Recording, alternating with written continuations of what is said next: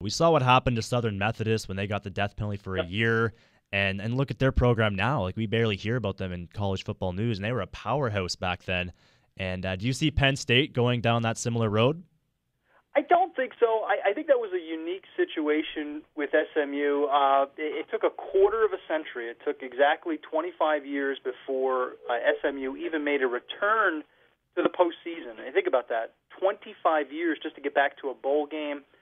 I think Penn State is rooted in more bedrock than SMU was at that particular time. I think that's such a strong-knit community in Pennsylvania.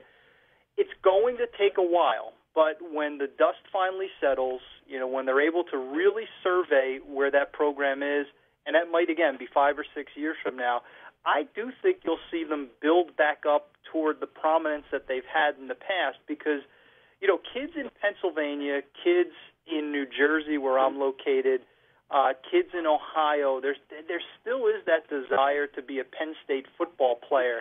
And I think gradually over time, especially if they keep that staff intact, which will be interesting to see if that happens. Bill O'Brien is saying all of the right things now, but will he grow tired of the, being and also ran 3 or 4 years from now?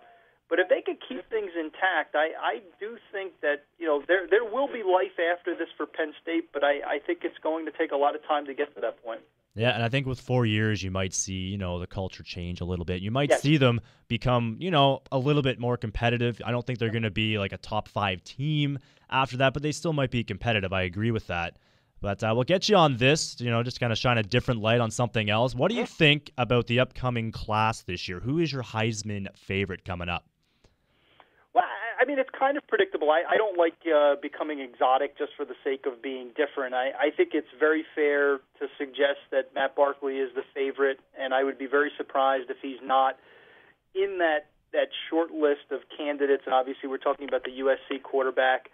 Matt comes back for his senior year, and I know voters love that. Andrew Luck came back last year, albeit for his junior year, but I think voters really respect the fact that a kid comes back for another year of school, really wants to elevate his football program to a new level. That's number one. Number two, he is the best quarterback in the country, so he's playing a prominent position at a USC program that is now coming off probation and is considered one of the top 5 teams in the country.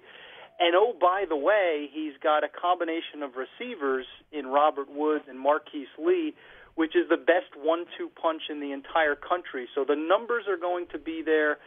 The recognition nationally is going to be there. I think Matt Barkley will be a very formidable Heisman contender, but obviously there are a lot of other kids that want that award as well.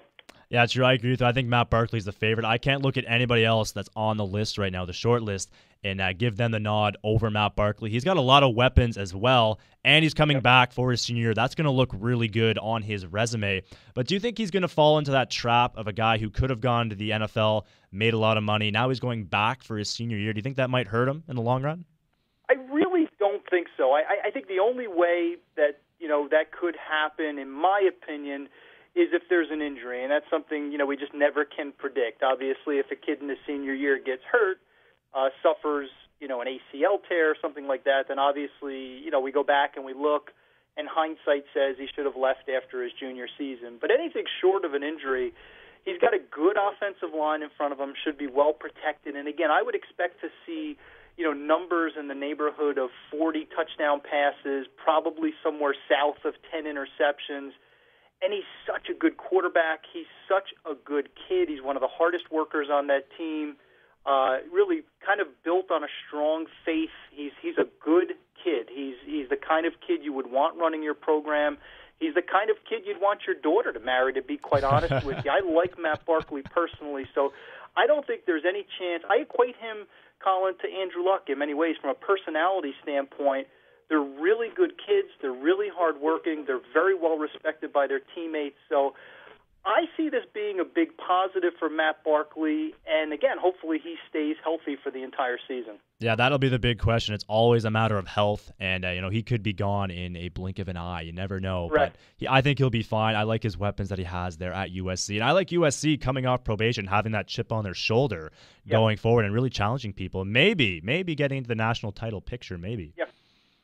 Listen, as a college football fan first, obviously I work in the industry, but the fan in me, I like to see a USC being on top. I really do enjoy when the power programs are competing for national championships.